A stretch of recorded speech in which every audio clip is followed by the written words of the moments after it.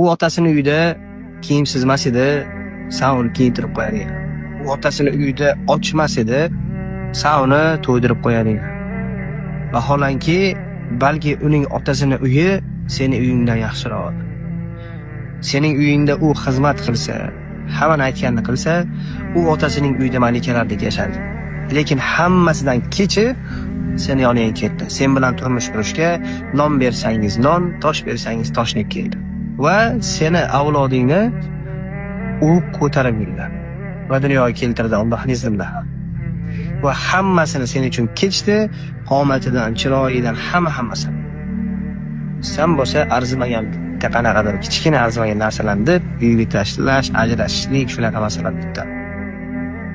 Bizlar erga tegayotganda eri uchun hammasidan kechib keladi.